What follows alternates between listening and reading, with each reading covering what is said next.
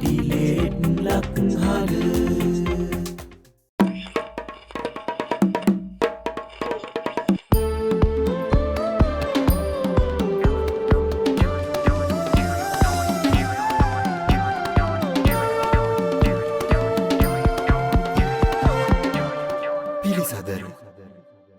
අදත් අපි වෙන්ද වගේම ඔබව පිළිසඳරට ආයිබුවන් කියලා පිළිගණ්ඩයි මේ සූදානව.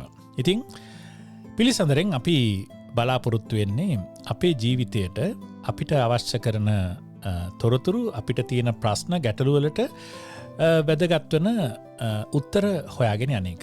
ඉතිං අද දවසෙත් ඒවගේම අපිට මේ දවස්වල අපේ හිතේ තියෙන අපිට තියෙන මහිතන පොදු ප්‍රශ්නකට තමයි උත්තරයක් හොයන්න බලාපොරොත්තු වෙන්නේ. ඒ තමයි මේ අපි සියලු දෙනාම දන්නවා මේ දිනවල විශේෂයෙන්ම මේ රථවාහන පාවිච්චි කිරීමේදී ඉන්ධන ගාස්තුව මොන තරම් වැඩිවිලා තියෙනවද කියලා. ඉතින් සමහර අවස්ථාවල අපිට මද වශයෙන් අඩුවීමක් පෙවුනත් අපිට පුරුදු මුදලට කොහොමටවත් ඉන්ධන ලබා ගන්න තාමත් පුළුවන්කමක් වෙලා නැහැ. ඉතින් මේ අතරේ අපි හිතුවා අපිට මොනවද කරන්න පුළුවන් අපේ වාහනයට මොනවද අපිට කරන්න පුළුවන් මේ ඉන්ධන වැෑවෙන එක අඩු කරගන්න. ඉතින් ඒ තුළින් අපිට යම්කිසි ඉතිරියක් කරගන්න පුළුවන්ද කියන මාතෘකාව ඔස්සේ තමයි අද දවසේ අපි මේ පිළිසඳර සාකච්ඡාව මෙහෙමට බලාපොරොත්තු වෙන්නේ.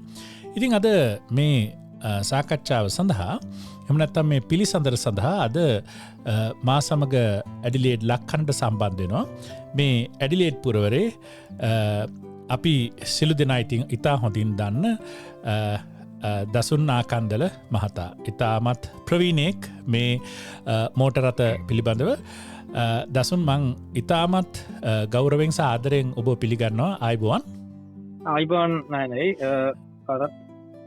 ඉතිං දසුන් ඇත්තටම මට ඉතින් ඔයාගෙන් අහන්න තියෙන ප්‍රශ්නය තමයි අපි කෙලින්ම මේ පිළිසඳරේ අද මාතෘකාවට අවතීරණය වුණොත් විශේෂයම මේ දවස්වල අපිට තියෙන ලොකුම ප්‍රශ්නයක් තමයි මේ අපිට හොඳටම අපේ මුදල් පසුම්බියට දැනෙනවා මේ ඉන්ධන පුරවන්න ගියා මොකද ඒ තරම්ම පෙට්‍රල්වල හසා ඩීසල්වල මිල ඉතා වැඩි වෙලා තියෙන්නේ. ඉතිං මම ඔයාගෙන් අහන්න තියෙන පළවෙනි ප්‍රශ්නය තමයි අපිට මේ වාහනයක ඉන්ධන වලට වෙද වියදම අඩු කරගන්න වාහනය පැත්තෙන් අපිට කරන්න පුළුවන් දේවල් තියෙනවද මොනවද ඒ කරන්න පුළුවන් මේ ඉන්ධන වියදම අඩු කරගන්න?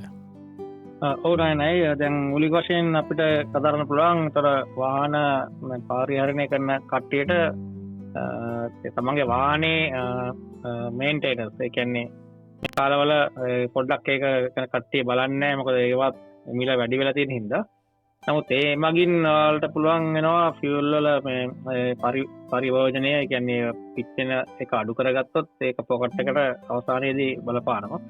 ඒකෙදී ලොකු ඉතිරියක් කරගන්න පුළුවන්. ඒකෙදී මූලික වශයෙන් මම මුලින්ම කීපයක් අරගෙන පුළුවන් මේ වාහනවල කරන්න පුළුවන් දේවල්. ඒකදී මම මුලින්ම කියන්න කැමති එකක් ඇවිල්ලා වාහනවල ටයර්ස් කියන එක වැදගත් දෙයක්. ටයර් එකේ ප්‍රෙෂර් එක පැචර එක හොඳරම තියාගන්න ඕන එකක්. ඒක ටය ප්ලේ කාඩ් කියලා තියෙන වාහනේ වඳේ කොහේ හරි තැනක ස්ටික එකක්. ඒකට අනුකූලව තමන්ගේ ටයර්වල ප්‍රෙෂර් එක කන්ට්‍රෝල් කරගත්තොත් ඒකෙන් ලොකු ඉදිරියක් වෙනවා ෆියුල් වලට. ගොඩක් කට්ටිය ඒක බලන්නේ නැහැ මොකද කාලයක් තිස්සෙම ප්‍රෙෂර් එක චෙක් නොකරපු මිනිස්සු ඉන්නවා වාහනවල. ඒකේ ගොඩක් වෙලාවට ප්‍රෙෂර් එක ගොඩාක් අඩු වෙච්ච අවස්ථාවල අපි දැකලා තියෙනවා. මේ ප්‍රෙෂර් එක සෑහෙන වැදගත් දෙයක්. ඒකද ඒක චෙක් කරගන්න. ඊට පස්සේ අපිට පුළුවන් වාහනවල සර්විස් ඒ කියන්නේ ඔයිල් සර්විස් එක කලට කරගන්න එක. ඒ කරන එකදී අදාළ හරි මැනුෆැක්චර් දීලා තියෙන ස්පෙસિෆිකේෂන් යටතේ තියෙන ඔයිල් වර්ග පාවිච්චි කරන්න ඕන. ඒකදී ෆියුල් ඉකොනොමි එකට බලපානවා ඒක සෑහෙන. ඒක කෝල් ස්ටාර්ට් කියලා තියෙන අපි ඉන්ටේක් එකේ පාවිච්චි කරන ඔයිල් වර්ග ඒ වයින් සෑහෙන ලොකු බෙනිෆිට් එකක් එනවා වාහනේ ෆ්‍රික්ෂන් එක අඩු වෙන. ඒකෙන් තෙල් වැඩ කරනවා. ඒ කියන්නේ පෙට්‍රල් කන්සම්ප්ෂන් එක වැඩි වෙනවා. ඒක අපිට ගේන්න පුළුවන් එක දෙයක් වශයෙන් හැමෝටම බලන්න කියලා. ඊට පස්සේ අපිට කතා කරන්න පුළුවන් ස්ටොප් ස්ටාර්ට් ෆීචර්ස් තියෙන වාහන තියෙනවා. දැන් අලුත් නවීන වාහනවල තියෙනවා කොහේ කලර් ලයිට් එක නැවතුනම ස්ටොප් වෙලා ආපහු නැවත ස්ටාර්ට් වෙලා යනවා. ඒ ෆීචර්ස් කට්ටිය ඕෆ් කරනවා. ඉතින් ගොඩක් වෙලාට ඒක කැමති නැති කට්ටියක් තියෙනවා. ඒ හින්දා ඒවා ඕෆ් කරන්න න ඒකෙන් අපට පෙට්ටල් එකට මේක අඩු කරගන්න බැරි නවා ඒවා පාච්චි කරන්න කියලා අපිට සුදුදන්න පුළුවන් කට්ටියට මේලායි ඊට මොතරව හයි ඔප්ටෙන් ෆියල් පාච්චි කරන කට්ටිය එතකොට අද මේ 98 95 ඔප්ටෙන් දින කට කාණ්ඩයට ෆියල් වලින් පොඩි එකනම එකක් එන වාහනවලට මේ පාච්චි කිරීමෙන් සාමාන්‍යයෙන් වෙනද ගිය කිලෝමීටර් ගානට වඩා වැඩි ප්‍රමාණයක් ඒ ෆියල් පාච්චි කරන කට්ටියට පාච්චි කරන්න පුළුවන් වෙන වාහන ඒ පෙට්‍රල් පාච්චි කරොත් මොකද ඉතින් ප්‍රයිස් එක මේවලා ඉතින් වැඩි පොඩ්ඩක් දසුන් මං එතනදී අහන්න ඕනේ ප්‍රශ්නයක් තියෙනවා විශේෂයෙන්ම දැන් මේ අපි පෙට්‍රල් කාණ්ඩ ගැන කතා කරනකොට 91 95 98 ඔක්ටේන් තියෙනවා වගේම දැන් අපි දන්නවා E10 එහෙම නැත්නම් එතනෝල් මිශ්‍ර මේ පෙට්‍රල් තියෙනවා දැන් අපි සාමාන්‍යයෙන් මුදල් වශයෙන් බැලුවත් එතනෝල් මිශ්‍ර පෙට්‍රල් වල මුදල අඩුයි අනික් E91 වලට වඩා දැන් ඒ පෙට්‍රල් වර්ගය වාහනයකට පාවිච්චි කිරීමෙන් අපිට හොඳක් හෝ නරකක් වෙන්න පුළුවන්ද?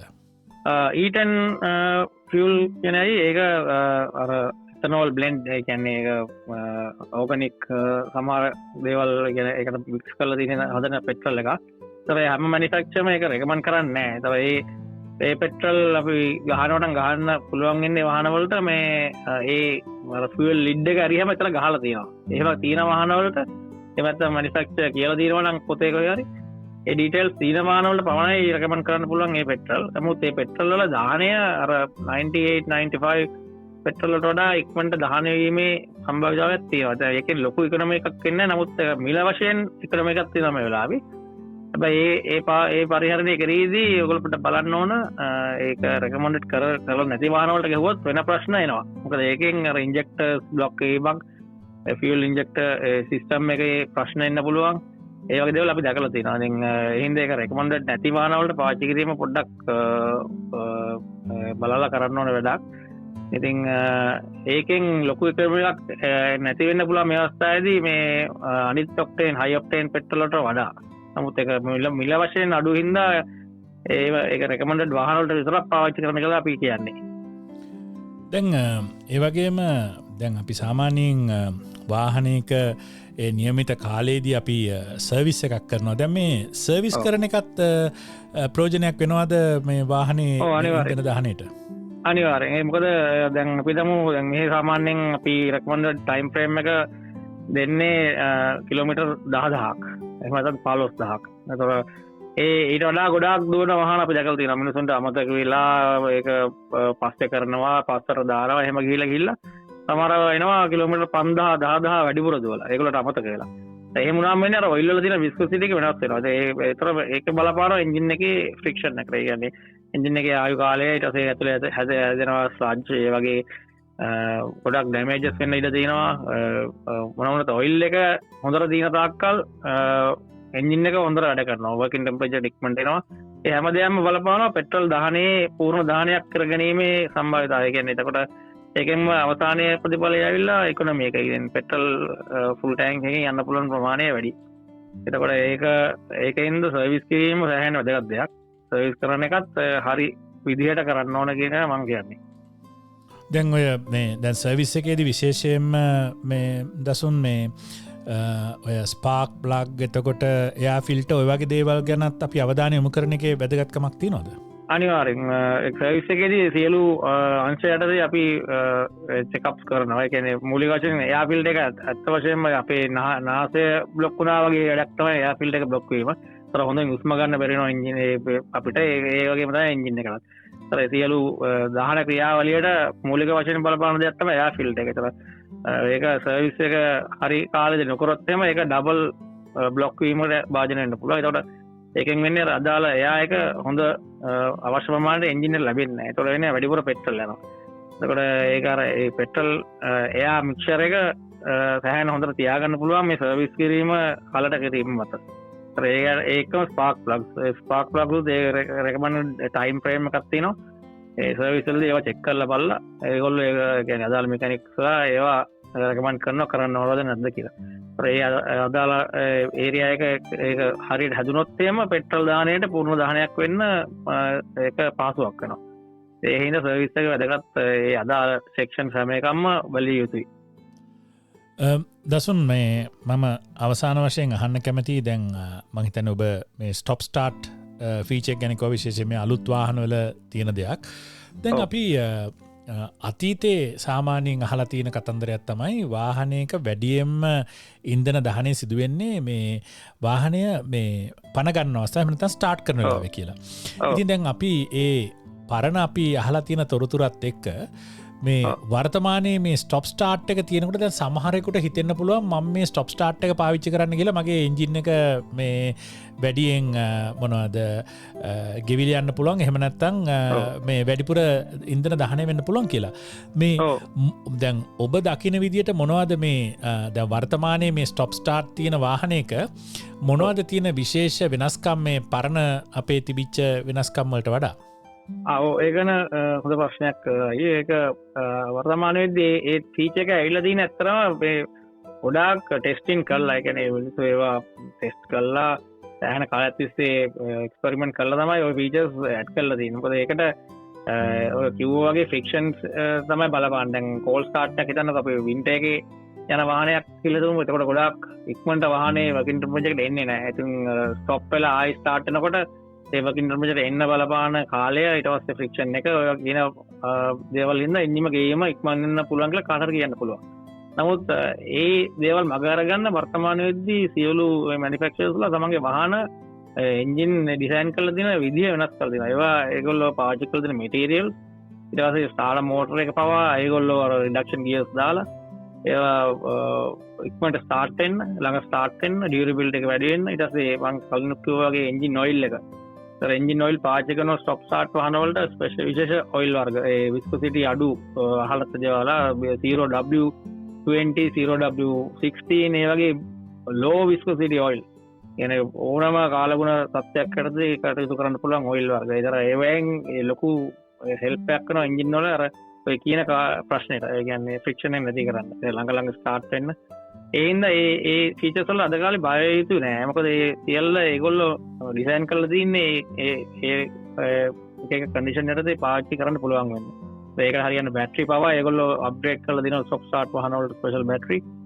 ඉතින් කාටරි කියවොත් ඒක මට වාහනේ එන්ජිමේ ආයු කාලයට බලපානවා කියලා ඒක වැරදි නිගමනයක්. මොකද ඒක මැනුෆැක්චරර් රෙකමන්ඩ් කරලා තියෙන ෆීචර් එකක්.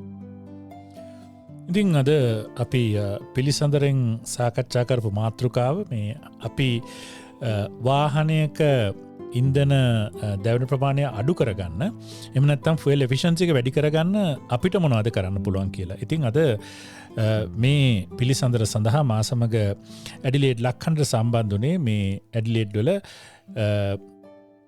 වාහන පිළිබඳව ඉතා හසල දැනුමක් තිබෙන දසුන් නාකන්දල මහත්මයා. ඉතින් මෙතුමා සමග අපි අද සාකච්ඡා කළා වාහනයක මේ එෆිෂන්සි එක වැඩි කරගන්න විශේෂයෙන්ම වැදගත් වන කරුණු මේ ටයර් පිළිබඳව ඒ වගේම වාහනේ සර්විස් එක වෙලාවට කරගන්න දේවල් ඒ වගේම මේ ස්ටොප් ස්ටාර්ට් ෆීචර් එක ඒ වගේම නොයෙකුත් අපේ තිබෙන වර්ගවල මේ පෙට්‍රල් වර්ග මේ සියලු දේ ගැන සාකච්ඡා කළා. ඉතින් මම හිතනවා අද මේ අපි කළ සාකච්ඡාව ඔබට යම් ආකාරයකට ප්‍රයෝජනයක් වෙන්නට ඇතේ කියලා. ඒ වගේම මේන් ඔබ යම් කිසි දැනුමක් ලබා ගන්නට ඇතේ කියලා. ඉතින් ඔබට මේ පිළිබඳව තව දුරටත් දැනගන්නට අවශ්‍ය නම් ඔබේ වාහනය මං හිතන්නේ මේන්ටනන්ස් කරන කෙනාට කියලා එයත් එක්ක කතා කරලා තව මේ පිළිබඳව දැනගන්න පුළුවන්. ඉතින් දසුන් අද දවසේ ඔබේ වටිනා කාලය අප වෙනුවෙන් දීලා මේ පිළිසඳරට සම්බන්ධ වුණාට අපි බොහොමත් ස්තුතිවන්ත වෙනවා. ඉතින් ලක්හඬ අසන සියලු දෙනා වෙනුවෙන් අපි ඔබට ස්තුතිවන්ත වෙනවා. ආයුබෝවන්. ආයුබෝවන් රණය ඔබට බොහොම ස්තුතියි.